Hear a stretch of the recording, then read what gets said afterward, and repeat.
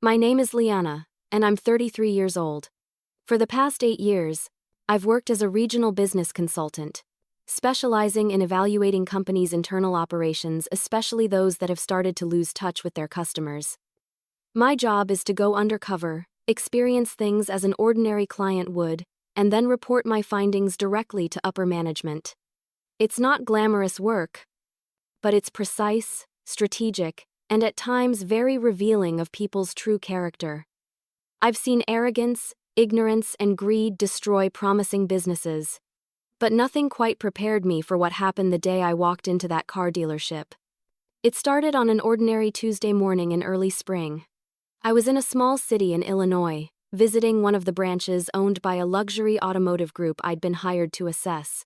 The company's owner, Mr. Donovan, had a stellar reputation in the industry. He was known for valuing customers, fostering ethical leadership, and maintaining excellence across his dealerships. But recently, corporate headquarters had received multiple complaints about a few specific branches, particularly one in this city. That's where I came in to find out what was really going wrong behind the polished glass doors and fancy sales smiles. I decided to visit unannounced, as I always do. I wore casual jeans, a beige coat, and simple shoes. Nothing flashy, nothing that screamed executive. I drove a rental car instead of my own luxury sedan, parked across the street, and took a moment to observe. The dealership was immaculate. From the outside, gleaming cars lined the lot, reflecting the morning sun like jewels. Big banners promised unbeatable service and customer satisfaction guaranteed. It looked promising until I stepped inside. The atmosphere hit me immediately: cold, mechanical, indifferent. A few salespeople lounged near the reception area, scrolling on their phones. One of them glanced at me but didn't even bother to greet me. I walked further in, my heels clicking against the pristine tiles. The sound seemed to echo through the space, yet no one approached. I stopped near a sleek black SUV, pretending to read the information sheet on its window. I waited for someone to offer assistance, but minutes passed. Nothing. I caught snippets of their conversation, jokes, gossip, idle chatter, but no acknowledgement of a customer clearly waiting. Finally, I cleared my throat and asked if anyone could help me. One man, clearly annoyed at being interrupted, gestured lazily toward an office door and muttered, "Talk to the manager if you're serious about buying." His tone dripped with condescension. I smiled politely and thanked him anyway, then walked toward the office. That's when I met Ethan. He looked to be in his late 30s, expensive watch, slicked back hair, overly confident posture. He greeted me with a tight, artificial smile that never reached his eyes. "Can I help you with something?" he asked, his tone implying the opposite. I told him I was looking to buy a car, something practical but reliable, and asked if I could learn more about financing options and warranty coverage. His smile faltered slightly. "You sure you're in the right place?" he asked, his eyes sweeping over my outfit. "These aren't budget cars." I blinked, stunned. "I'm aware," I replied evenly. "I just want to see what you have." He sighed loudly, leaned back in his chair, and muttered, "All right, let's make this quick." As he spoke, I noticed a faint smirk playing on his lips, as though he found my presence amusing. I asked a few more questions about safety ratings and performance packages, standard ones any serious buyer might ask, but his answers were curt, dismissive, and dripping with impatience. At one point, I asked if there were any ongoing promotions. That's when he laughed a short, sharp sound. "Look," he said, standing up, "we don't do discounts for browsers. These are luxury vehicles. Maybe you'd be more comfortable at a used car lot down the road." For a moment, I couldn't even speak. I stared at him, trying to process what I'd just heard. My pulse quickened, and my throat tightened. Every instinct told me to reveal who I was, to throw my badge on his desk and watch the color drain from his face, but I reminded myself of my role. This was data. This was insight. This was exactly why the company had hired me. Still, I tried once more to remain calm. "I'm not here to waste your time," I said softly. "I just wanted information." That's when he waved his hand dismissively toward the door and said, "Then, you can find it online. I've got actual clients to deal with." When I didn't move immediately, he stepped closer, his tone hardening. "Ma'am, I'm going to have to ask you to leave before I call security. We don't tolerate loitering here. The word hit me like a slap. Loitering? I looked around. The same staff who had ignored me earlier were now watching, smirking. One of them whispered something to another, and they both laughed quietly. I felt a lump form in my throat. My cheeks burned, not from embarrassment but from fury I couldn't show. I took a deep breath, straightened my posture, and met Ethan's eyes. "You'll regret treating people this way," I said evenly. "You never know who's watching," he scoffed, already turning away. "Yeah, sure," he said over his shoulder. "Have a nice day." As I stepped outside, the crisp air hit me like a reset. My heart was pounding, and my hands trembled slightly as I reached my car. I sat in silence for a moment, watching the reflection of the dealership's glass doors in my rearview mirror. Inside, Ethan was laughing with his colleagues, again completely unaware of the mistake he'd just made. I opened my notebook, took a deep breath, and began writing down every detail: his words, his tone, the staff's reactions, the time, the date, the temperature of the air when I walked out. Every piece mattered. My humiliation was still raw, but my purpose was clear. He had no idea who I was, and I wasn't about to tell him, at least, not yet. He had no idea who he was throwing out, and I wasn't about to tell him just yet. The humiliation burned more than I wanted to admit. I sat in my car for a long time, gripping the steering wheel while my reflection in the windshield stared back at me with a look I barely recognized. I'd dealt with unprofessional employees before, even dishonest ones, but never that kind of personal disrespect. Ethan hadn't just dismissed me as a customer, he'd decided I was beneath him the second he looked at my clothes. That sting cut deeper than I expected. I reminded myself that this was part of the job, that I'd seen worse. But something about the way he laughed, the smug confidence in his voice, it clung to me like a stain I couldn't wash off. The dealership's glass doors reflected my parked car, and I could still see him moving around inside, talking animatedly to one of the salesmen. Every gesture screamed arrogance. They were probably making jokes about me right now, about the woman they'd thrown out for not looking the part.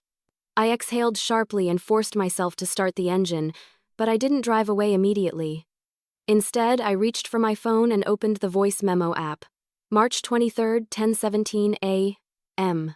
I began, my voice shaking only slightly. Visited Donovan Motors, Springfield branch. Immediate impression. Poor customer engagement. Lack of acknowledgement and visible bias based on appearance. Manager, Ethan male. Approximately 38. Exhibits condescending and discriminatory behavior toward potential clients.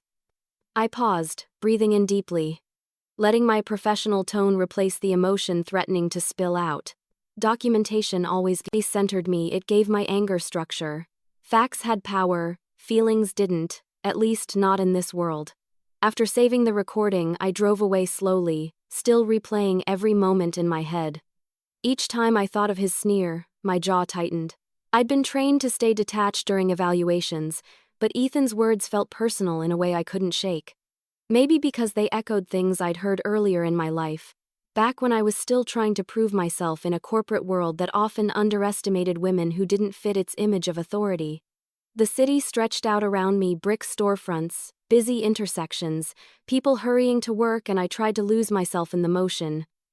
But the embarrassment sat heavy in my chest. I stopped at a red light and saw a reflection of myself in a passing shop window. My hair was slightly frizzy from the wind. My lipstick faded. I looked ordinary. To Ethan, that had made me invisible. I parked near a quiet cafe, walked inside, and ordered a black coffee just to calm down. As I sat by the window, I opened my laptop and began typing out the written version of my report. The cursor blinked at the top of the page, an empty screen waiting for justice to take form. Objective: assess customer interaction and service quality at Donovan Motors branch. Result: immediate failure to provide assistance or acknowledgement. Observed discriminatory and dismissive behavior by management staff. The words flowed easily now. Each line pulled me further from the humiliation and closer to control. I added timestamps, quotes, even the names of the two salespeople who ignored me. It wasn't enough to expose Ethan, I needed to paint the entire culture that allowed him to behave that way. Halfway through typing, my phone buzzed with an email notification from corporate headquarters. It was a reminder of my upcoming meeting with Mr. Donovan himself in 48 hours. I smiled faintly, taking it as a sign of timing. Aligning perfectly, he would hear everything. But I wasn't going to send this preliminary report just yet. I wanted to collect more context, to understand if this dealership's rot was surface-level arrogance or something deeper. Still, I couldn't resist one small, satisfying act. I opened the dealership's website. Ethan's face was plastered across the Our Team section, beaming with false charm under a headline that read, "Committed to Excellence." My lips curved into a humorless smile. Excellence indeed. I took a screenshot and saved it into my evidence folder labeled Springfield Field Notes. My coffee had gone cold by the time I finished writing. I closed my laptop, sat back, and looked out the window. The world outside kept moving as if nothing had happened, cars passing, people chatting, laughter spilling from a nearby table. And yet, inside, I was still replaying every detail. I wanted to believe I was beyond caring what a man like Ethan thought of me. But the truth was, his treatment had cracked something raw inside me. Not because of what he said, but because I'd spent years proving I didn't need validation. And yet his dismissal still hurt. When I finally drove back to my hotel, I took the long route, giving myself time to settle into silence. Once inside my room, I set up my workspace laptop, notes, audio recordings neatly arranged. The structure gave me comfort. I reviewed everything once more, checking for accuracy and emotional bias. My reports had to be airtight. They had to hold under scrutiny, especially when they exposed people in power. Before closing my laptop for the night, I whispered to myself, "Stay professional, Liana. No emotion. Just evidence." It was a mantra I'd repeated countless times in my line of work. But this time, it felt harder to follow. As I lay in bed, sleep refused to come. Instead, I kept imagining Ethan's smirk, that dismissive flick of his hand as he told me to leave. A dozen clever comebacks surfaced in my mind, things I should have said but didn't. The truth was, part of me wished I had revealed who I really was right then and there. Watching his face fall would have been deeply satisfying. But no, that wasn't how I operated. My power didn't come from confrontation, it came from truth. From letting people expose themselves without realizing it. Ethan had already done that perfectly. By morning, my humiliation had hardened into resolve. I opened my email draft to Mr. Donovan's assistant and began typing a request for an urgent meeting. This wasn't going to wait until next week. My name carried weight in this industry for a reason, and soon, Ethan would find out exactly who he'd thrown out of his dealership. But deep down, I knew this wasn't over, not by a long shot. Back at my hotel, I began digging into the dealership's background. After the confrontation, I didn't waste time wallowing. I redirected every ounce of emotion into investigation. My laptop hummed quietly as I settled at the small desk by the window. Outside, the city lights reflected off puddles from a light evening rain, but my focus was locked on the screen in front of me. The Springfield branch of Donovan Motors was about to be stripped bare, digitally, ethically, and operationally. I started with the basics, customer reviews. It didn't take long to notice a pattern. The dealership had hundreds of glowing 5-star ratings, all clustered suspiciously close in date and phrased in nearly identical language, clearly fabricated. Then came the 1- and 2-star reviews, the ones corporate never liked to acknowledge. They told the real story. Rude management. Felt judged. They act like you're wasting their time if you don't look rich. Each review was a thread of truth, and I was ready to pull. I opened a separate file titled Internal Culture Indicators and began categorizing complaints: disrespect, unresponsiveness, dishonesty in pricing, lack of diversity in hiring. These weren't isolated issues. They reflected leadership rot starting from the top. I typed quickly, the rhythmic clicking of keys filling the silence. Every word sharpened my resolve. Once I had enough data, I shifted to internal sources. Thanks to my corporate clearance, I had access to regional performance reports. This branch's numbers were declining faster than any other in the company's sales, down 18% over the last quarter. Turnover rate nearly double the average. Yet somehow, Ethan's name appeared repeatedly in company newsletters, praised for outstanding leadership. I felt my lips tighten. Someone was feeding headquarters a false image, and they'd bought it. Then I saw it, a financial anomaly. Large discretionary expenses listed under marketing outreach with no breakdown or receipts attached. It wasn't proof of wrongdoing, but it smelled wrong. Maybe Ethan had been funneling money into fake reviews or internal bonuses. Either way, it would all come out soon enough. I leaned back, rubbing my temples. Ethan wasn't just unprofessional, he was dangerous to the brand.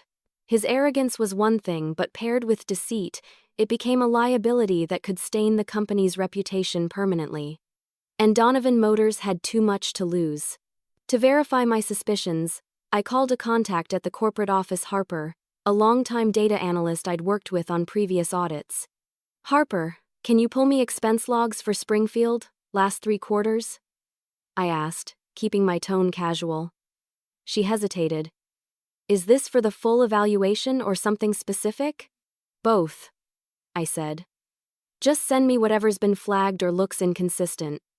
"Got it," she replied. "Should I tell Mr. Donovan you're digging into Springfield already?" "Not yet," I said firmly. "I'll handle him personally when I'm ready." After hanging up, I scrolled through the dealership's staff page again. Ethan's smirking headshot sat proudly in the center, framed by words like dedicated and customer-focused. I couldn't help but laugh under my breath. Dedicated to his ego, maybe. I captured screenshots of the entire site, knowing the company might scrub it once the investigation went public. Hours passed without me noticing. When I finally checked the time, it was past midnight. My desk was littered with printed notes, review excerpts, and sticky tabs filled with observations. But I wasn't tired. If anything, adrenaline kept me wired. This wasn't just about exposing bad management anymore. This had become personal, not in a vindictive sense, but in a moral one. I'd seen too many employees suffer under people like Ethan. Men who weaponized arrogance, who thought charm was a substitute for integrity. I opened a new document, Preliminary Assessment, Springfield Branch Confidential. My fingers flew across the keyboard as I summarized everything I'd gathered so far. Lack of professional training among staff. Pattern of bias-based mistreatment of customers. Possible financial misconduct through falsified marketing expenditures. Manipulated online reputation. Evidence of systemic managerial neglect. The language was formal, objective, airtight. By the time I finished, the report spanned 7 pages. I proofread it twice before encrypting it and saving a copy to a secure drive. The next morning, sunlight streamed through the thin curtains, turning my scattered papers gold. I made myself a cup of bitter hotel coffee and reviewed my schedule. My meeting with Mr. Donovan was set for Thursday afternoon, 2 days away. That gave me just enough time to finalize the report and prepare for questions. Mr. Donovan wasn't the kind of man you misled. He was old school, sharp, fair, and deeply loyal to his employees, which meant hearing that one of his managers was tarnishing his name would hit hard. I'd need to deliver the truth, delicately but firmly. After breakfast, I spent an hour on social media, scanning the dealership's tagged posts. A few customers had posted photos with captions like, "Terrible experience, won't be back." One even mentioned being laughed at by the manager for asking about financing options. My pulse quickened at the detail. It matched my own experience almost word for word. Proof of consistency. I added the screenshots to my evidence folder. As I compiled everything, a notification pinged from my inbox. New message, from Harper. Attached was a document marked confidential. Inside were the expense logs I'd requested. My eyes scanned the numbers, and there it was again. Dozens of vague entries labeled promotional services, all signed off by Ethan. No vendor listed, no invoice trail. It was enough. I closed my laptop slowly, satisfaction creeping in where anger once lived. Ethan's behavior wasn't just unprofessional, it was unethical. My next meeting was no longer a courtesy, it was a reckoning. Still, I couldn't help but glance out the window toward the city skyline, wondering if Ethan was sleeping peacefully, completely unaware that his entire professional world was about to collapse. I picked up my phone and opened my calendar. Thursday, 2 p.m. Meeting with Mr. Donovan, final assessment delivery. I smiled faintly to myself. Ethan thought I was just another customer, but soon, he'd realize I was the one evaluating his entire career.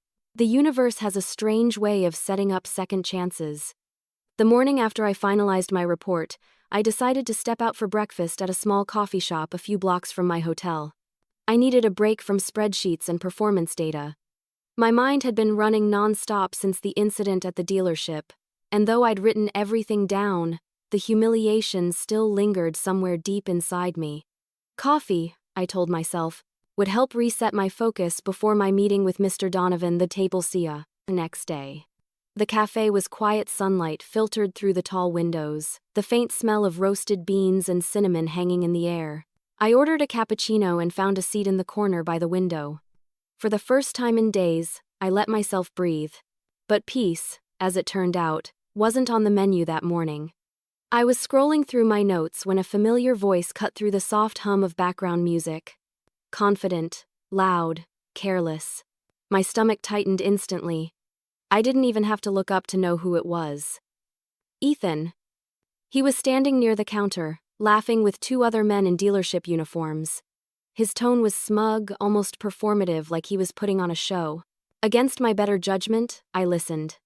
"And then she gets all serious about financing options," he said, his voice dripping with mock sympathy. "I mean, come on!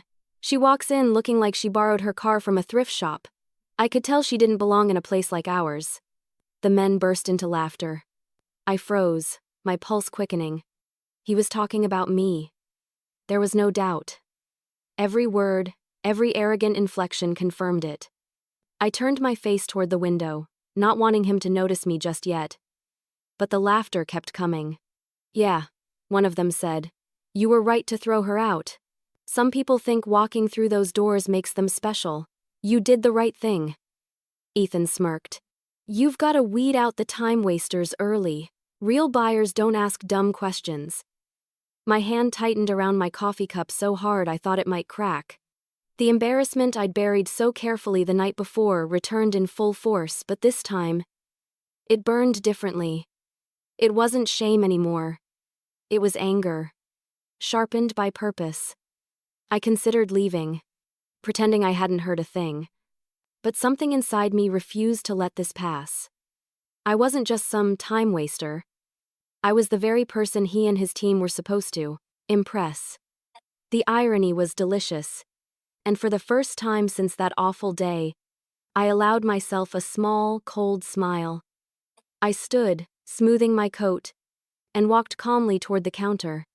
Ethan was still talking when his eyes landed on me. The words died in his throat. His smirk vanished instantly, replaced by a flicker of panic. "Good morning," I said evenly, my tone polite but deliberate. "Funny seeing you here."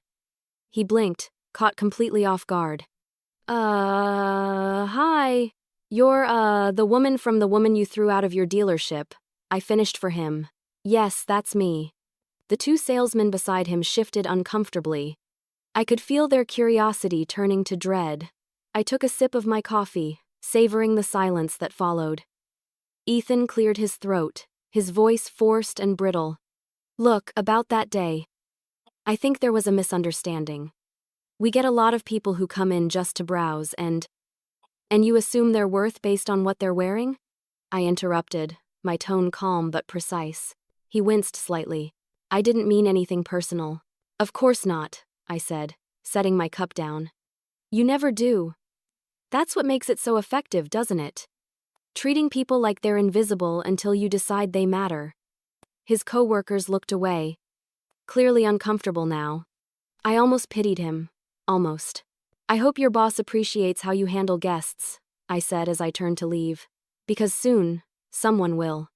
His face drained of color. "What's that supposed to mean?" I smiled faintly. "You'll find out." With that, I walked out of the cafe, my heart pounding but steady.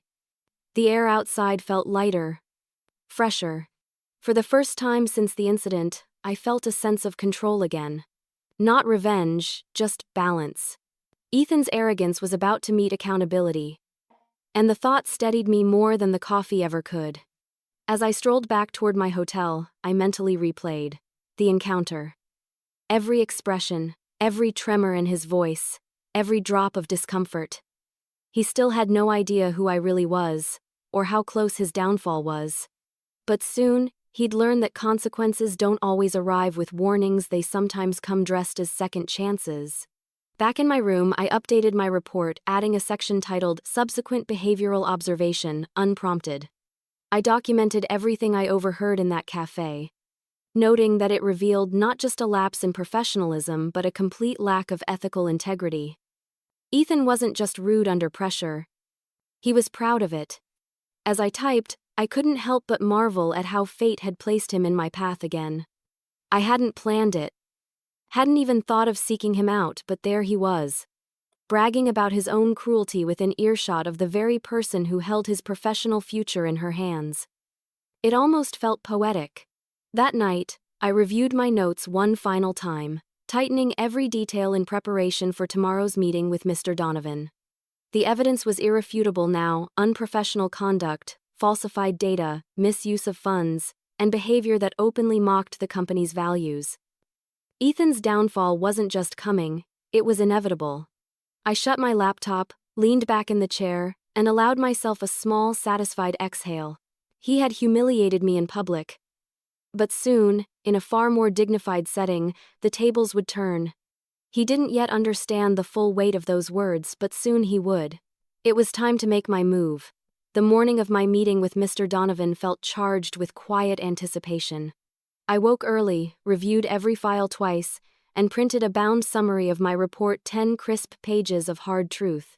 Each page represented the arrogance, neglect, and deceit that had festered inside that dealership. And though I knew my evidence was solid, a familiar nervousness hummed beneath my calm exterior. Every time I prepared to expose someone like Ethan, I felt the same weight. The power to change a life, for better or worse. I dressed professionally this time: navy slacks, a pressed white blouse, and a soft gray blazer. My reflection in the mirror was composed, but my eyes carried the quiet fire of purpose. I wasn't the humiliated customer anymore. I was the consultant sent to save a company from its own rot. Mr. Donovan's office was located at the corporate headquarters, a sleek glass building that stood like a fortress of modern success. I'd been there many times before, but today, the atmosphere felt different.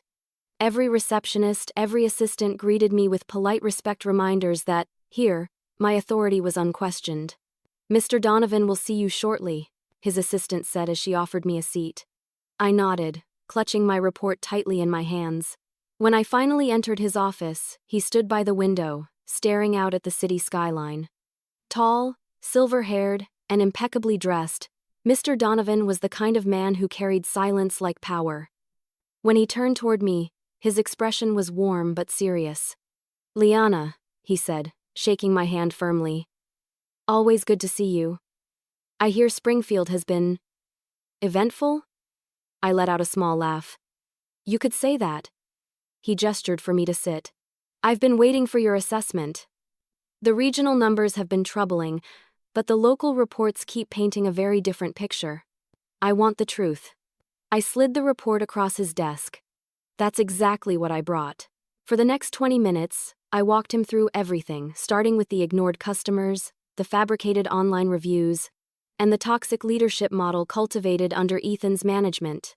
I showed him photos, screenshots, and documented statements. When I reached the part about my personal experience the day I was thrown out, Mr. Donovan's expression darkened. He said, "What?" he asked quietly, his jaw tightening. "Verbatim." I confirmed, reading directly from my notes. He told me I was wasting everyone's time and suggested I try a used car lot down the street. Mr.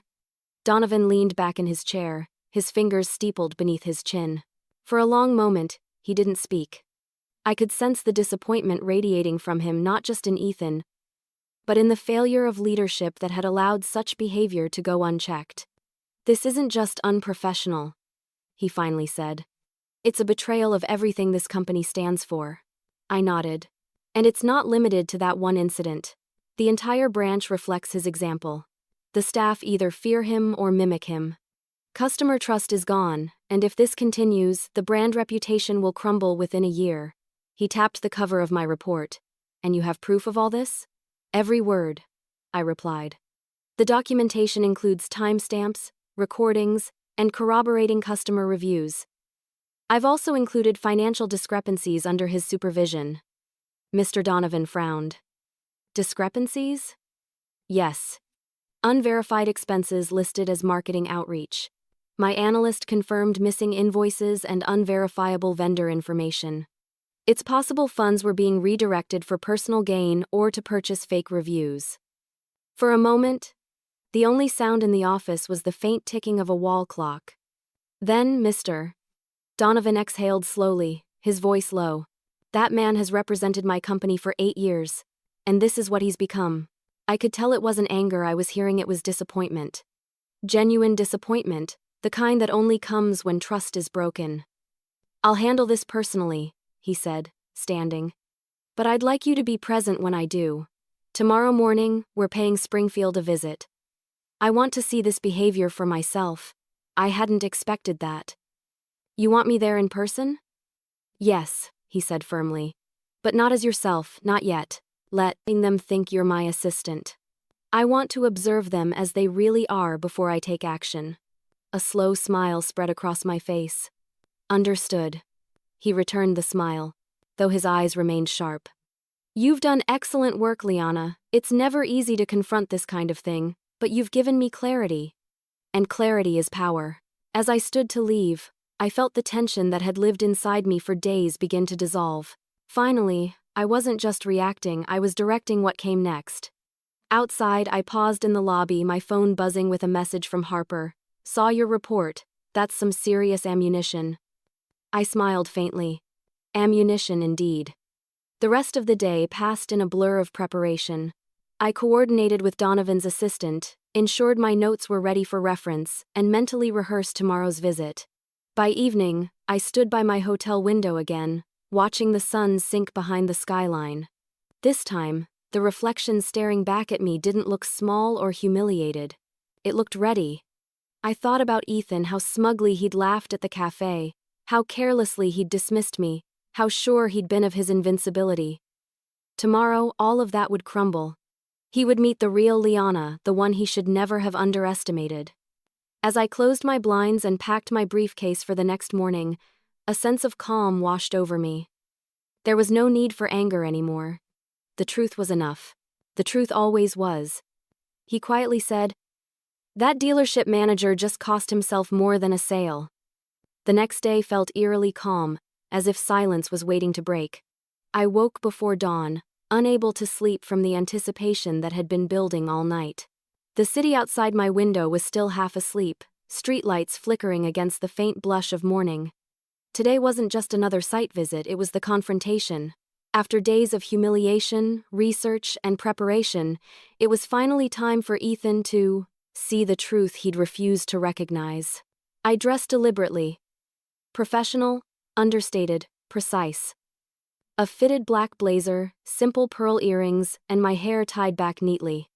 Nothing flashy, nothing that screamed authority, but enough to command quiet respect. In my line of work, power wasn't shown, it was revealed. At exactly 8:30 a.m., a sleek black sedan pulled up in front of my hotel. Mr. Donovan stepped out, his presence as calm and confident as ever. "Good morning, Liana," he greeted, shaking my hand firmly. "Ready for a little field work?" "As ready as I'll ever be," I replied, a faint smile tugging at my lips. The drive to the dealership took less than 20 minutes, but the silence inside the car was heavy with purpose. Mr. Donovan reviewed a few notes on his tablet while I watched the streets roll by, mentally rehearsing every possible outcome. He had instructed me to play the role of his assistant for this visit. My job was to observe quietly, take mental notes, and speak only when asked. "I want to see who they are when they think no one important is watching," he said as we neared the dealership. That's when people reveal their true selves. When we arrived, the building looked exactly as it had days ago, impeccable on the surface, rotten underneath. I took a deep breath, my heart steady but alert. As we walked through the glass doors, the same faint scent of car polish and ego greeted me. The receptionist, a young woman with tired eyes, looked up nervously. "Good morning, welcome to Donovan Motors," she said. "Can I help you?" Mr. Donovan smiled politely. "Yes. We're here to meet with your branch manager. Tell him a potential investor has arrived unannounced." Her eyes widened slightly, and she hurried off toward Ethan's office. Within seconds, I could hear the familiar tone of his voice, confident, dismissive. Just as I remembered. "An investor? Now? Fine, I'll handle it." Out of his office, the moment froze. He didn't recognize Mr. Donovan immediately. Few employees ever saw the owner in person, but his demeanor shifted to professional charm. "Welcome to Donovan Motors," he said, walking toward us with a practiced smile. "Ethan Brooks, branch manager." Mr. Donovan extended his hand. "Pleasure to meet you, Mr. Brooks. I'm John Donovan." Ethan's face faltered for a split second before recovering. "Oh, Mr. Donovan, I didn't realize what an honor, sir." The transformation was instant. The arrogance melted into flattery. The predator became the servant. I almost wanted to laugh at how quickly he bowed to power when he thought it was worth his time. "Don't mind the surprise visit," Mr. Donovan said smoothly.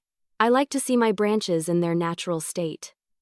"Of course, sir," Ethan said, gesturing around proudly. "We run a tight ship here. High standards, loyal customers, the team's like family."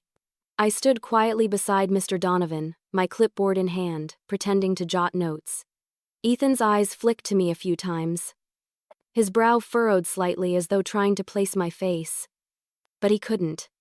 To him, I was just another corporate assistant, one more background figure not worth noticing. The irony wasn't lost on me. As we walked the showroom floor, Mr. Donovan asked questions about sales strategy, marketing performance, and customer engagement. Ethan's answers flowed easily, confident, and polished. He spoke in rehearsed corporate language, filled with buzzwords but devoid of sincerity. "Our focus is on the client experience," he said, motioning to the luxury cars gleaming under the lights. "We treat every customer like royalty." I nearly choked on the hypocrisy. Donovan nodded thoughtfully but said little. His calm demeanor was a mask I'd seen before, a stillness that came before decisive action. He wasn't angry yet, he was collecting truth like I had, piece by piece. One of the salesmen who had laughed at me days ago passed by, giving Ethan a respectful nod. Their eyes met briefly. And something unspoken passed between them, arrogant familiarity. The kind that grows between people who believe they're untouchable. Mr. Donovan caught it too. His gaze sharpened slightly. We toured the offices, the service area, and finally returned to the front desk. Ethan was glowing with pride, clearly mistaking Mr. Donovan's silence for approval. "Would you like to see our monthly performance metrics?" he asked. "We've been consistently exceeding our targets." Mr. Donovan smiled faintly. "I'd love to." Ethan led us to his office, motioning for us to sit while he pulled up spreadsheets on his computer. He launched into a presentation about customer retention and referral growth, quoting numbers that I knew were inflated. He didn't realize every slide he showed only built the case against him. When he finished, he leaned back, confident. "As you can see, sir, the Springfield branch is one of your strongest performers. We take pride in maintaining the Donovan Motors reputation. Mr. Donovan clasped his hands calmly on the table. "Is that so?" "Yes, absolutely," Ethan said, grinning. "Our clients love us." There was a pause, long, deliberate. Then, Donovan turned to me. "Liana, what do you think of the presentation?" The question hit Ethan like a thunderclap. His head snapped toward me, eyes narrowing in confusion. "Liana?" he repeated slowly, recognition dawning in his tone. I met his gaze, calm and steady. "It's a thorough presentation," I said evenly. "But I'm more interested in how those numbers were achieved." Ethan blinked rapidly, his confidence visibly cracking. Mr. Donovan smiled politely and stood, adjusting his jacket. Excellent. I think it's time we talk about results, real results. I could feel the air in the room tighten, the false calm before, the inevitable storm. Ethan shifted in his seat, his easy charm faltering as realization crept in. He was about to let the truth unfold in the most unforgettable way possible. Then came the moment I had been waiting for. Mr. Donovan's tone remained casual as he stood in Ethan's office, but there was something in his stillness, a gravity that pulled the entire room into silence. Ethan, oblivious to the shift in energy, continued smiling, his hands folded confidently in front of him. So, Ethan. Mr. Donovan began, pacing slowly around the office. You mentioned that you pride yourself on treating customers with respect. That your branch reflects the core values of Donovan Motors' integrity, transparency, and service. Correct? Ethan nodded eagerly. Absolutely, sir. I train my team personally to make sure those values come through in every customer interaction. Mr. Donovan turned slightly, exchanging a brief glance with me. That's excellent to hear, he said smoothly. Because lately we've had some troubling feedback from customers about this very branch. I'm sure you've seen the reviews. Ethan chuckled nervously. Ah, online reviews, sir. You know how people can exaggerate when they don't get what they want. We do our best, but you can't please everyone. Mr. Donovan didn't respond right away. He looked over at me again, his calm eyes giving me a silent cue. I stepped forward slowly, pulling out a slim folder from my briefcase and placing it on Ethan's desk. His name was printed clearly across the top. He frowned. What's this? Mr. Donovan smiled faintly. A field evaluation report, conducted last week by one of our most trusted consultants. Ethan hesitated, his bravado flickering for the first time. I wasn't aware we were being evaluated. That's the point of an evaluation, Mr. Donovan replied evenly. It's meant to capture the authentic behavior of a branch under normal conditions. I opened the folder, revealing the printed report, neatly bound and tabbed. Perhaps we should review a few excerpts, I said, my voice steady. Ethan's eyes darted to me, confusion creeping into his features. Wait, Liana, right? You were introduced as his assistant. Mr. Donovan took a step closer to him, his voice calm but cutting. She is my assistant today.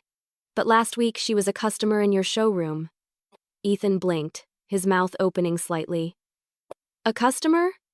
His words trailed off, his mind connecting the dots. Then his face drained of color.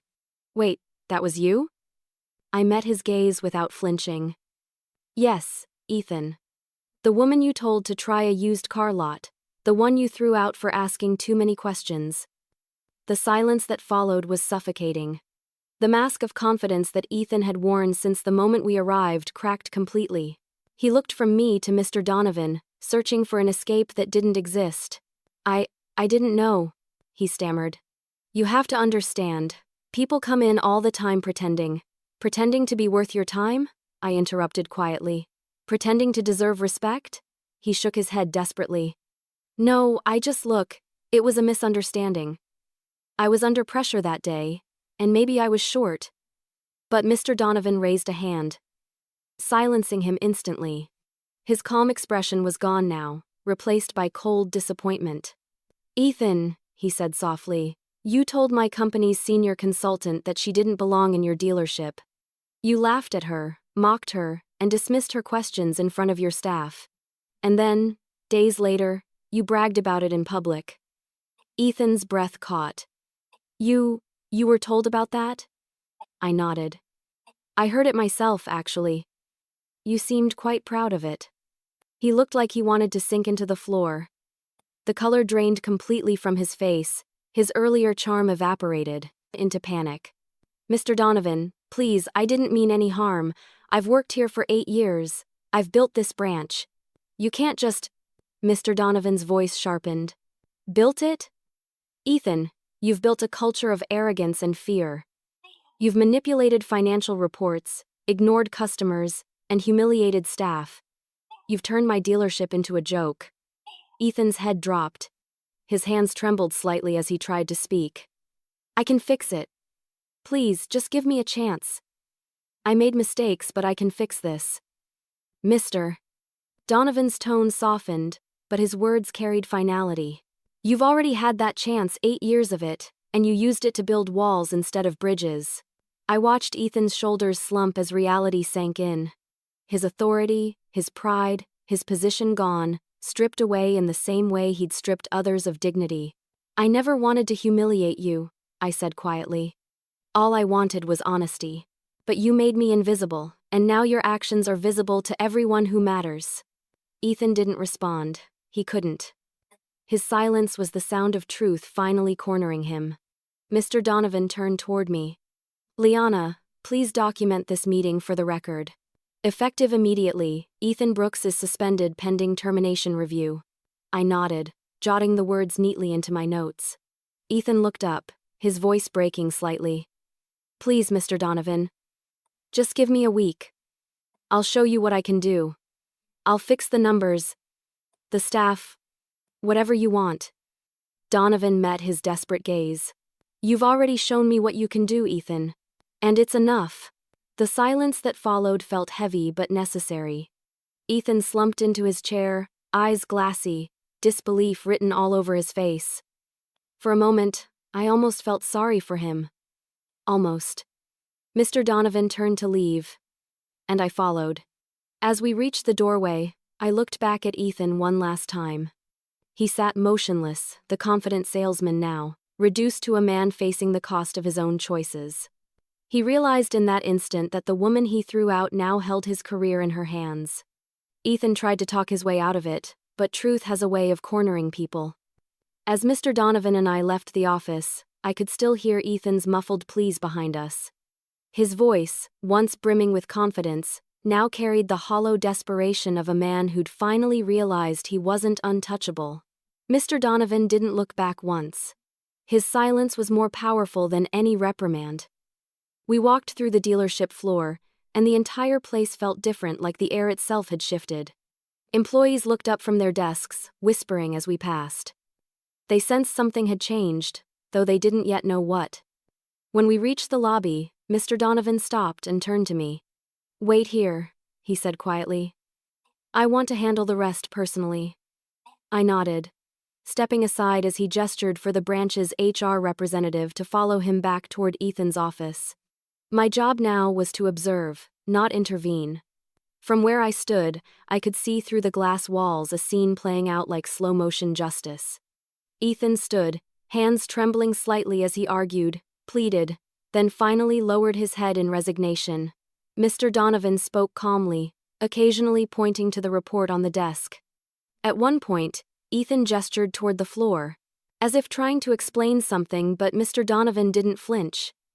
He simply nodded to HR, signaling that the decision was final. When it was over, security entered quietly. Ethan's face was pale as paper as they guided him toward the exit. The once proud manager who had strutted through this same space days earlier now walked past his team with lowered eyes. No one said a word. The silence was absolute. I didn't feel triumphant, at least not in the way I once thought I would. I didn't want to humiliate him, I only wanted justice, and now that it was here, it felt heavy. Necessary. Yes. But heavy. Mr. Donovan rejoined me in the lobby a few minutes later. His expression was composed, though his eyes carried a quiet sadness.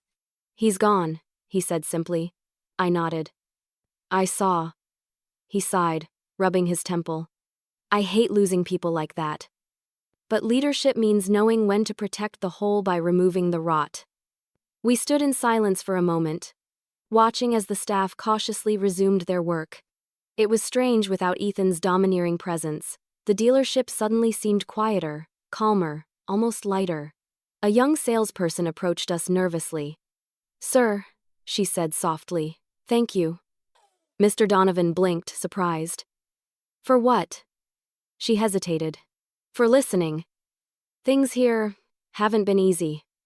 We all wanted to do our best, but... She trailed off, glancing toward Ethan's now empty office. Some people made that hard. Mr. Donovan's expression softened. That won't happen again. She nodded gratefully and returned to her desk. We took a slow walk through the showroom together, this time with genuine curiosity rather than suspicion. Employees avoided eye contact at first, but as they realized we weren't there to intimidate them, they began to relax. Mr. Donovan asked questions about their work, their challenges, and their suggestions. For the first time, the answers sounded honest. By noon, we gathered the entire team for a brief meeting in the conference area. Mr. Donovan stood at the front, addressing them in his calm, commanding way. I know this morning's events were difficult, he began. Change always is, but I want to make one thing clear: what happened here today isn't punishment. It's a reset. This company was built on respect, and that starts right here. Every customer, every colleague, every partner deserves it. The staff nodded, their expressions a mix of relief and uncertainty. I watched them carefully. These were people who had endured a toxic environment for too long. It would take time for trust to return. Mr. Donovan turned to me. Everyone, this is Liana. She's been working with our corporate division as a consultant, helping us evaluate operations. She'll be spending the next few weeks here to help rebuild and reestablish the standards this branch deserves.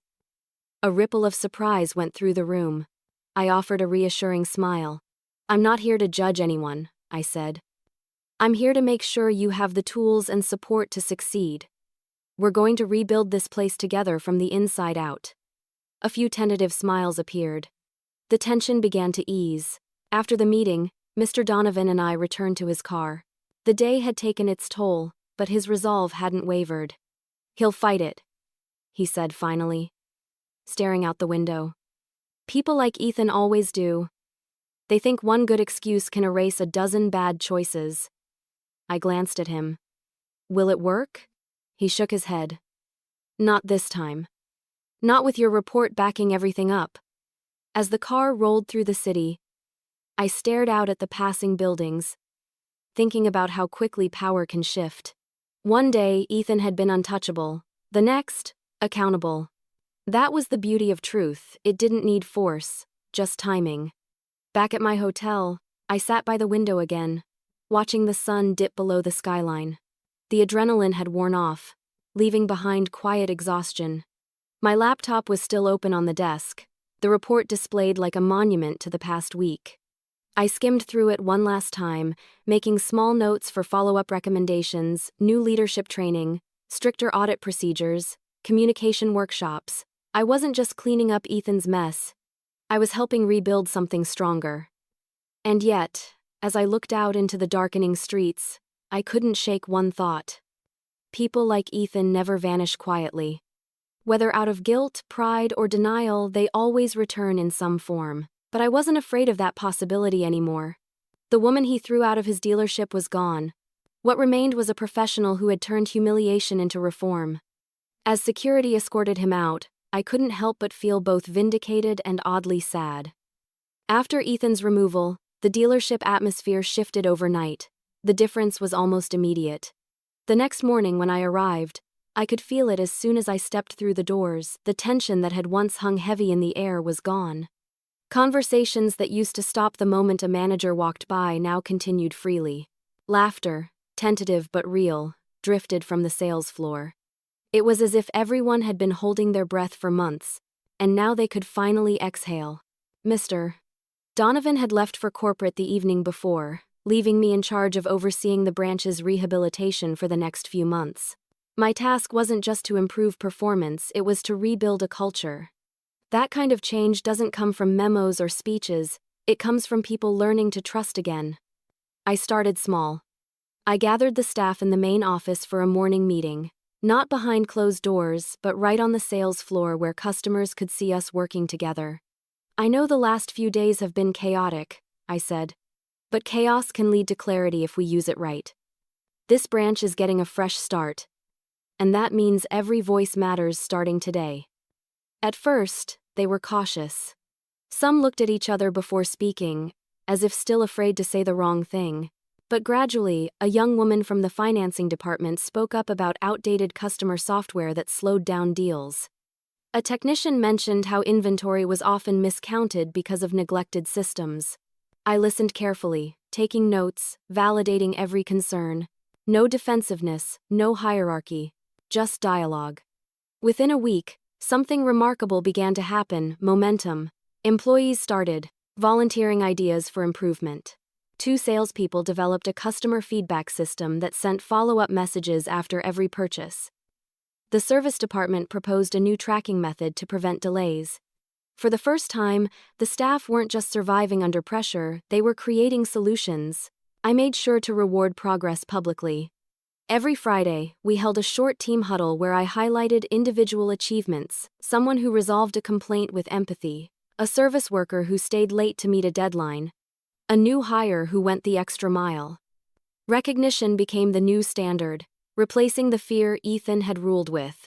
I'd catch moments that said everything without words: employees who used to avoid eye contact, now greeting customers with confidence, laughter echoing where silence once reigned, and smiles that didn't look forced. The dealership wasn't just improving, it was healing. A month in, I compiled a progress report for Mr. Donovan. Sales were already up by 12%, and customer satisfaction surveys showed the highest ratings the branch had seen in 2 years. But numbers were just the surface. The real victory was invisible morale. People showed up early, stayed late, and believed again in what they were doing. During one afternoon break, I found myself walking through the showroom, coffee in hand, just observing. The young receptionist who once trembled under Ethan's watchful gaze was now laughing with a couple of clients. The same service technician who had once avoided management now greeted me by name, proud of his latest project. "Feels different, doesn't it?" asked Caleb, one of the senior salesmen, approaching with a grin. "It does," I said. "Feels lighter." He nodded. "You know, when you first came here, everyone thought you were just another corporate spy, but you actually listen. That's new for us." I smiled. "Listening is the easiest way to fix what's broken. People usually tell you it's what they need if you give them a chance." He chuckled. "You make it sound simple." "It's not," I said, glancing around. "But it's worth it." Later that week, Mr. Donovan stopped by for a follow-up inspection. When he walked in, I could see surprise flicker in his eyes. The atmosphere spoke for itself: staff moving with purpose, customers being greeted warmly, conversations flowing naturally. He turned to me and said quietly, "It feels alive again." "That's the goal," I said. "You can't rebuild a brand without rebuilding the people behind it." We met privately in his office afterward, reviewing data on customer retention and sales performance. "You've done incredible work here, Liana," he said sincerely. "I expected improvement, but not transformation. What you've managed in 6 weeks would have taken most consultants 6 months." I appreciated the praise. But part of me couldn't help remembering how it all began with me standing outside this very building, humiliated and dismissed. The same place that once made me question my worth was now proof of what could happen when someone refused to stay silent. As I walked through the dealership later that evening, I noticed something pinned to the break room bulletin board, a handwritten note taped near the coffee machine. "Thank you, Liana, for treating us like people, not problems." I stood there for a moment, reading the words over and over, the corners of my lips curling into a small, genuine smile. It wasn't about revenge anymore. It was about respect, something far more lasting. Before locking up, I turned off the lights and glanced back at the empty showroom. The polished cars gleamed under the faint glow of the emergency lights, quiet witnesses to how far we'd come. For the first time, the dealership didn't feel like a battlefield. It felt like a new beginning. Still, part of me knew the story wasn't over. Success has a way of attracting attention, both good and bad. And sometimes, the past doesn't stay buried. But there was still one more lesson left for everyone, including me. 2 weeks later, I received an email I never saw coming. It was late evening, and I was finishing up the final adjustments to the dealership's new staff training schedule. The showroom was quiet, lights dimmed, most of the employees already gone for the night. My laptop pinged a new message. At first, I thought it was another corporate update or a follow-up from Mr. Donovan. But when I saw the sender's name, I froze. Ethan Brooks. For a moment, I just stared at the screen, unsure if I wanted to open it. Part of me expected anger, blame, or maybe even denial. Men like Ethan didn't apologize, they justified. They deflected, they attacked. But curiosity got the better of me, and I clicked it open. Subject: apology I should have made sooner, Liana. I know I'm probably the last person you want to hear from, but I need to say this anyway. I was wrong. Completely wrong. The way I treated you, the way I treated people, it was inexcusable. I thought authority meant control, and I used that control to make myself feel powerful. You showed me what that really looks like when someone uses it for good. Losing my job was my own doing, and I don't blame anyone but myself. The day I was escorted out, I thought my career was over. But in the weeks since, I've been working at a small local dealership, not as a manager, not even as a salesman. I wash and detail cars now. It's hard work, but for the first time, I feel honest doing it. You don't owe me forgiveness. I just wanted you to know I've learned something from all of this. Thank you for holding me accountable when no one else would. Ethan, I read it twice, maybe 3 times. It didn't sound like the arrogant, prideful man I'd met before. His tone was different, stripped of ego, raw, almost humbled. I wanted to believe it was genuine. But years in, corporate consulting had taught me that remorse could be strategic. Still, something about his words rang true. I sat there for a long moment, staring at the glowing screen. Outside, the city lights flickered, reflections dancing on the glass walls of the dealership. I thought about how he had laughed at me that day. How small he made me feel, and yet, here I was, in the same place, stronger than ever. Maybe this was closure. Or maybe it was just another test. My fingers hovered over the keyboard as I debated whether to respond. 1,000 replies ran through my mind, some sharp, some forgiving, some indifferent, but none of them felt right. Then I remembered what Mr. Donovan had once told me. Accountability means offering the truth, not comfort. So I began typing. Ethan. Growth begins when excuses end. I appreciate your message, and I hope you mean every word. Accountability isn't about punishment, it's about reflection. If you've truly learned something from this, then maybe it wasn't all for nothing. Liana, I read the message once more before hitting send. It wasn't an olive branch or an invitation for friendship. It was acknowledgement enough to let him know that the door to redemption was open, but not without effort. As soon as the email sent, I leaned back and exhaled deeply. I didn't realize how much tension I'd been holding until that moment. I wasn't angry anymore. The humiliation that had once burned inside me was gone, replaced by quiet understanding. People change, some through guidance, others through consequence. Ethan's downfall had been public, but his redemption, if it truly came, would happen in silence. That, I realized, was its own form of justice. The next morning, I found myself thinking about his words while reviewing the dealership's new customer feedback dashboard. Employees were thriving, the culture was healthy, and sales were climbing steadily, but the part that mattered most to me wasn't in the numbers, it was in the atmosphere. There was laughter, warmth, connection. Something Ethan had never been able to create. Later that afternoon, I received a short reply from him. Thank you. I'll keep earning that sentence every day. No more, no less. Just that. I smiled faintly and closed my laptop. Forgiveness didn't need to be spoken to be real. Sometimes, it lived quietly in understanding that both people had changed. That evening, as I locked up the dealership, I walked past the glossy lineup of cars gleaming under the soft lights. Each reflection reminded me how far the place and I had come. There was power in humility, beauty in accountability, and freedom in letting go of anger that no longer served its purpose. I thought back to that first day when Ethan had laughed at me, to the sting of his words, the eyes that watched me walk out humiliated. And now, those same doors had become the entrance to my triumph, not of ego, but of integrity. People like Ethan often think they'll never fall. But when they do, the fall isn't the end, it's the pause before a choice, stay broken or rebuild. And it seemed, for once, he had chosen the latter. I didn't forgive him yet, but I knew he was finally facing himself. Over the next months, I became part of something bigger than I expected. The Springfield branch that once felt like a graveyard of morale had transformed into the company's heartbeat. Every morning when I walked through those glass doors, I could feel its purpose humming in the air. People greeted each other with genuine warmth. Customers smiled as they left. Even the scent of coffee in the break room felt brighter somehow. I'd worked with dozens of struggling teams before, but this one was different. They'd seen what toxicity could do firsthand, and they never wanted to return there.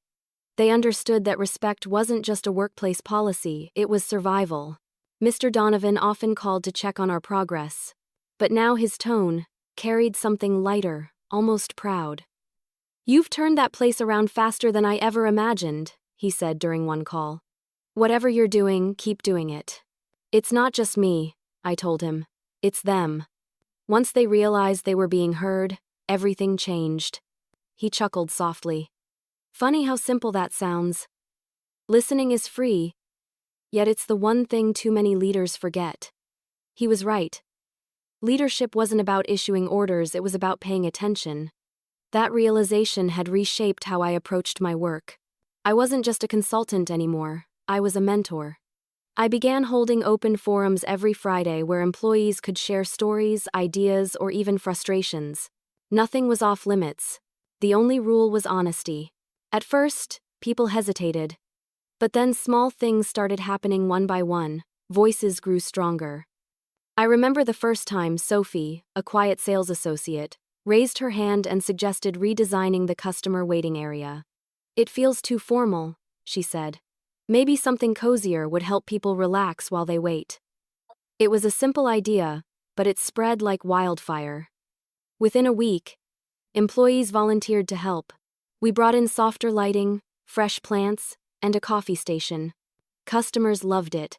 Sophie's idea sparked something greater, the realization that everyone had the power to make things better. After that, suggestions poured in. A mechanic recommended customer walkthroughs before and after repairs to build transparency. A receptionist proposed Thank You Thursday, where each team member publicly recognized someone who'd helped them that week. Every change came from the staff, and I made sure they got the credit. It wasn't long before other branches began noticing. Mr. Donovan started forwarding me emails from regional directors asking for copies of Springfield's new customer-first policies. Our little dealership, once infamous for arrogance and poor service, had become a model for excellence. The best part wasn't the numbers, though those were impressive. Sales were up 25%, customer retention had doubled, and staff turnover had dropped to almost zero. But the real victory was invisible: the trust, the camaraderie, the sense of shared pride. One afternoon, I walked through the lot just as an older couple finished purchasing a car. The husband turned to me, smiling. "You've got good people here," he said. "They treated us like family." "Thank you," I replied warmly. "That's exactly what we're aiming for." After they left, I stood in the sunlight for a moment, letting that simple sentence sink in. Good people. That was all I'd ever wanted to see here, good people doing good work and being respected for it. Later that week, Mr. Donovan called again, this time to deliver news that made me stop in my tracks. "We've decided to roll out Springfield's leadership framework across all our dealerships," he said. "I want you to oversee the implementation. You've earned that responsibility." I was stunned. "You mean across the entire company?" "Yes," he said. "You turned one branch into a blueprint for how a business should be run. It's time others learn from it." That night, as I sat in my hotel room reviewing documents, I thought about how far I'd come. Just months ago, I'd walked into this very dealership as a humiliated customer, dismissed for the way I looked. Now, I was helping shape the company's entire future. But it wasn't pride, I felt it was gratitude. Gratitude that the experience had taught me something priceless. That revenge, when tempered with purpose, could become reform. That standing up for yourself didn't always mean shouting louder, it meant changing the system that allowed people like Ethan to thrive. The next morning, during our Friday meeting, I shared the news with the team. Gasps and cheers filled the room. Some clapped, others smiled with disbelief. "We did it," I said, unable to hide my smile. This branch is officially the model for all Donovan Motors locations. Sophie, the same associate who had redesigned the waiting area, raised her hand. Does that mean we get to train the new managers too? Exactly, I said. You're all part of the legacy now. The room erupted again, applause, laughter, genuine joy. Watching their faces light up, I felt a lump rise in my throat. These weren't the same people I'd met when I first came here. They had reclaimed their confidence, their dignity, their pride. After the meeting, I stayed behind for a while, just sitting quietly at my desk. The noise faded, replaced by the gentle hum of satisfaction. I glanced at the framed slogan above the showroom door, "Integrity drives us forward." Once, those words had been empty. Now, they meant everything. For the first time in my career, I didn't feel like an outsider observing from the sidelines. I was part of something honest. Something rebuilt from ashes into strength. Seeing people treated with respect again felt deeply rewarding. And yet, life had one last surprise waiting for me. Mr. Donovan called me into his office with a quiet smile. It was early afternoon, and I had just finished leading a workshop for the Springfield staff when his assistant called. The message was brief. "Mr. Donovan would like to see you at headquarters today." I assumed it was a standard follow-up on our new training rollouts, maybe even a debrief about the upcoming company-wide reform. But when I arrived at the corporate building, the tone felt different. The receptionist greeted me warmly and directed me straight to the top floor, Mr. Donovan's private suite. The glass walls offered a panoramic view of the city below, the skyline glinting in the soft afternoon sun. He was standing near the window, hands folded behind his back, the faint reflection of his calm face shimmering against the glass. "Liana," he said, turning toward me. "Come in. I've been looking forward to this conversation." I smiled politely. "I hope that's a good thing." He chuckled. "Very good." He gestured for me to sit. And for a moment, neither of us spoke. He studied me the way he studied a complex business problem, carefully, deliberately, with quiet appreciation. Finally, he said, "You know, I've been in this industry for more than 3 decades. I've seen consultants come and go, each promising transformation. But what you did in Springfield wasn't just a turnaround, it was a rebirth. You rebuilt trust. You restored dignity." "Thank you," I said softly. "It wasn't just me. The team did most of the heavy lifting," he smiled knowingly. "A true leader always shares credit. That's exactly why I called you here." He reached into a folder on his desk and pulled out a single sheet of paper. He slid it across to me. My eyes widened as I read the header, "Regional Director of Operations, Offer of Appointment." I looked up, startled. "Sir, I don't understand." "You've earned this," he said simply. "We're expanding, and I need someone who understands both the data and the people behind it. Someone who can take what you did in Springfield and replicate it across all our dealerships. That someone is you." For a long moment I couldn't speak. My throat tightened as I processed the weight of his words. I had always been the one behind the curtain, an observer, a fixer. I never imagined stepping into a leadership role of this scale. "I don't know what to say," I finally murmured. "Say yes," he said, smiling. "You've already proven yourself. You didn't just find flaws, you turned them into opportunities. You took humiliation and turned it into reform. That's real leadership." Hearing him say that, acknowledging the full journey, not just the results, hit me harder than I expected. I nodded slowly. "Then yes," I said. "I accept." He extended his hand, and I shook it firmly. "Congratulations, Director," he said. "You've more than earned it." As I left his office, the title echoed in my head, Director. The hallway felt both new and familiar at the same time. My footsteps were steady, but my heart raced with emotion. It wasn't pride exactly, it was something deeper. Gratitude, vindication, and maybe, just maybe, peace. When I got back to Springfield later that evening, the team was still busy closing out the day's sales. I gathered them together in the showroom and shared the news. Their reactions were priceless: cheers, applause, hugs. For a moment, I felt like we were all part of something greater than a dealership. This promotion isn't just mine, I told them. It's ours. Everything we built here, every bit of progress, every late night, every small act of kindness made this possible. We set the standard for what Donovan Motors will become. Sophie grinned. We're going to miss you running things here, though. I smiled warmly. I'll still be around, just not every day. And I promise you, I'll make sure what we built here becomes the company's new heartbeat. That night, after everyone left, I lingered alone in the empty dealership one last time. The lights reflected off the spotless floors, each shine a quiet reminder of how far we'd come. I thought back to my first day standing in this same space, humiliated, dismissed, invisible. I could still hear Ethan's voice telling me I was wasting everyone's time. Now, those same walls bore witness to something entirely different. Growth, respect, and a culture built from the ashes of arrogance. I realized then that I hadn't just changed a dealership, I'd rewritten my own story. The next morning, I packed my things at the small desk that had become my home base. I placed a note on the bulletin board before I left. It simply read, "Leadership isn't about who has the power. It's about who creates the change." As I stepped outside, sunlight poured across the parking lot, bathing the line of cars in golden light. For the first time, I allowed myself to feel the full weight of what I'd accomplished, not out of vanity, but out of gratitude for every twist and turn that had led me here. I was just about to unlock my car when the automatic doors behind me slid open. I turned, half expecting one of the employees. But standing there, hesitating in the doorway, was a familiar face I hadn't seen in months.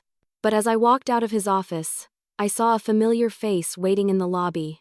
It was Ethan. For a heartbeat, I thought my mind was playing tricks on me.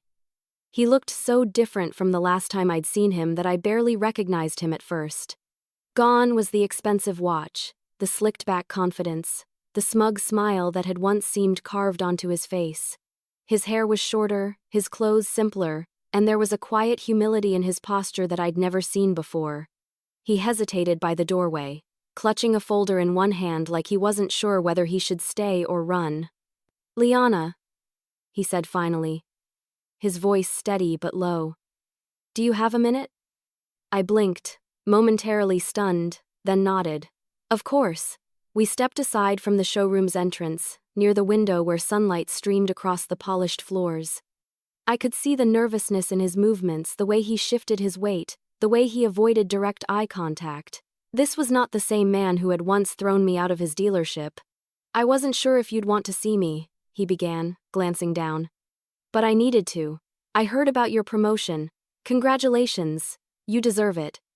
I studied him carefully, searching for traces of the arrogance I'd known so well, but there was none. His tone was genuine, almost reverent. "Thank you," I said cautiously. "How are you doing?" He let out a quiet breath that sounded more like a confession. "Better than I expected. It's been humbling. After everything happened, I spent a while blaming everyone else, you, Donovan, the company, the economy, fate, anyone but myself. But then I realized the common denominator in all my failures was me." He smiled faintly, though it didn't quite reach his eyes. "After I got fired, no one wanted to hire me in management. My reputation followed me everywhere. So I took a job as a junior salesman at a small used car lot across town. The irony isn't lost on me." I arched a brow slightly. "The same kind of place you told me to go to?" He chuckled softly, nodding. "Exactly. And for the first time, I had to deal with people who treated me the way I once treated others. Customers who didn't trust me, bosses who talked down to me, colleagues who dismissed me because I was the new guy. It stung, but it was exactly what I needed. It forced me to see the world without my arrogance clouding it." I listened in silence, letting him speak. There was a raw honesty in his voice that no corporate training could produce. "I've been working there for 5 months now," he continued. "No title, no power. Just long hours, small commissions, and a chance to rebuild from scratch. It's different, hard, but honest. I'm learning how to earn respect instead of demanding it." I nodded slowly. That's not an easy lesson to learn. He looked at me then, his eyes steady, remorseful. You were right that day. You told me I'd regret the way I treated people. I didn't believe you. I thought success was about control, about image. But you showed me it's about empathy, and that I didn't have any. I just wanted you to know, I'm trying to be better. For a moment, I didn't know how to respond. Part of me wanted to hold on to the memory of his arrogance, the humiliation he'd caused. But another part, the part that had spent months rebuilding not just a dealership but a culture, understood that redemption had to start somewhere. I'm glad to hear that, I said finally. Truly. Change doesn't erase the past, but it does prove it taught you something. He nodded. It did. More than I expected. And I'm not here to ask for anything, I just wanted to say thank you. For exposing me, even if it nearly broke me. I needed it. His words lingered in the air between us, heavy but sincere. For the first time I saw the man he could have been all along, intelligent, capable, but human enough to admit failure. Well, I said softly, if it helps, I don't see you as that man from before anymore. We're all allowed to start over. He smiled, relief flickering briefly across his face. That means more than you know. There was a brief silence, comfortable this time. Then he extended his hand. I hesitated for a second before shaking it. His grip was firm, but not overconfident. It wasn't a handshake of power, it was one of respect. I should go, he said after a moment. Didn't mean to take up your time. You didn't, I replied. Take care of yourself, Ethan. He nodded once, then turned to leave. I watched as he walked out into the bright afternoon sun, his silhouette shrinking as he crossed the parking lot. For the first time, I didn't see him as an adversary. I saw him as a man finally walking in the right direction. As the doors slid shut behind him, I stood there quietly, the sunlight warming my face. In that moment, something in me shifted too. The anger I'd once held toward him, the humiliation I'd carried from that awful day, it all felt distant, like a shadow that had finally faded. Revenge had never truly been my goal, it had just been the beginning of my story. What came after was far more meaningful. Transformation. For him, for me, for everyone touched by what had happened in that showroom months ago. I turned back, toward the dealership floor, where my team was busy helping customers, their voices filled with confidence and care. The air was alive with energy, laughter, and sincerity. This was what real leadership looked like, not authority, but empathy in motion. As I watched the day unfold, I felt a quiet satisfaction settle deep within me. Ethan had found his redemption, and in a way, so had I. As he walked away, I realized revenge had transformed into redemption for both of us. Life has a funny way of rewarding patience and principle. A few months after that unexpected meeting with Ethan, I found myself driving back to where everything had begun, the Springfield dealership. It had been nearly a year since that humiliating day he'd thrown me out, and the memory felt distant now, softened by time and transformation. Still, as I pulled into the familiar lot, I couldn't help but feel a strange rush of nostalgia. The dealership looked almost unrecognizable. New signage, fresh landscaping, and wide-open glass panels that reflected the morning light like a mirror. But it wasn't just the exterior that had changed, it was the spirit inside. As soon as I stepped through the doors, I was greeted by laughter and the sound of friendly conversation. The showroom floor was bright and buzzing with energy. Staff members moved confidently, customers chatted comfortably, and the faint smell of coffee lingered in the air. It was exactly how I'd envisioned it when I first started rebuilding this place, a space that radiated professionalism and warmth in equal measure. Sophie, now the assistant branch manager, spotted me from across the room and hurried over with a grin. "Liana, you're here! We weren't expecting you until next week." I laughed, hugging her briefly. I decided to surprise everyone. I wanted to see how my favorite team was doing. She smiled proudly. "You'd be amazed. We just hit record-breaking sales last month. Mr. Donovan sent us a congratulatory message this morning." "That's incredible," I said sincerely. "You all earned it." As I walked through the showroom, several employees stopped to greet me. There was genuine pride in their eyes, a sense of belonging that went beyond paychecks and job titles. The transformation wasn't just structural, it was personal.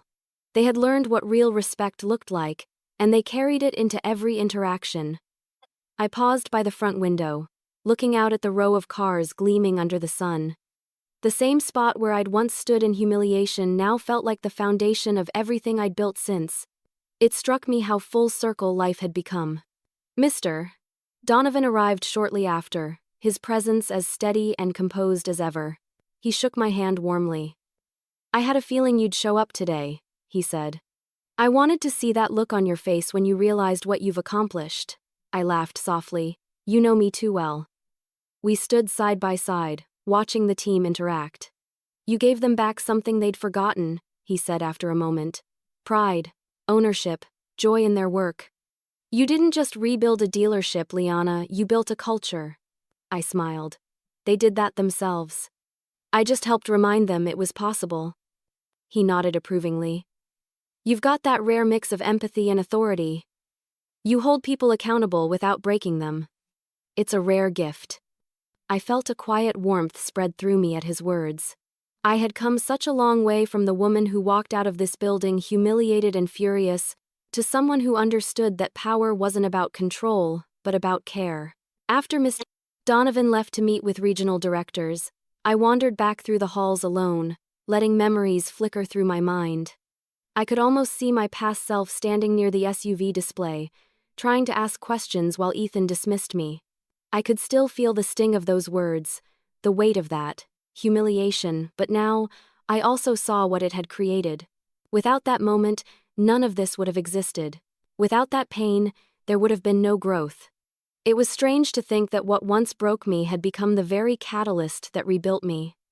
Later that afternoon, I held a small meeting with the team before heading back to headquarters. I congratulated them on their success, reminded them how far they'd come, and left them with one last message. "The moment you stop listening," I said, "is the moment you start losing. Keep leading with empathy, and this place will never fall again." They applauded as I gathered my things to leave. Outside, the sun hung low on the horizon, casting long golden streaks across the lot. The same golden light that had witnessed my humiliation now illuminated my triumph. I walked slowly to my car, my heels clicking against the pavement, each step echoing a chapter of everything that had happened: the dismissal, the investigation, the reckoning, and finally, the rebirth. It wasn't just the company that had transformed. I had too. When I reached my car, I paused to take one last look at the building. Through the glass doors, I saw Sophie laughing with another customer, the receptionist smiling confidently at her desk, the team working in harmony.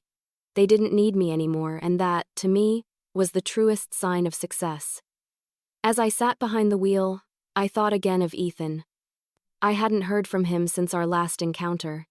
Maybe he was still at that small used car lot, or maybe he'd moved on to something better. I hoped he had. People deserved second chances if they were brave enough to earn them. A breeze swept through the parking lot, and for a brief moment, I imagined the sound of that day long ago, the laughter, the sting of being dismissed.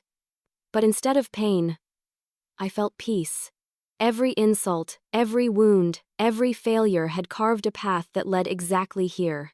I started the car and smiled to myself. I wasn't the same woman who'd walked in broken. I was proof that strength doesn't come from revenge, it comes from restraint. That real power doesn't shout. It rebuilds quietly, piece by piece, until no one can deny it. As I drove away, the dealership grew smaller in my rearview mirror, the sunlight catching on the glass until it shimmered like gold. What began as humiliation became my greatest lesson in self-worth. And every time I see someone dismissed too soon, I remember, power means nothing without respect.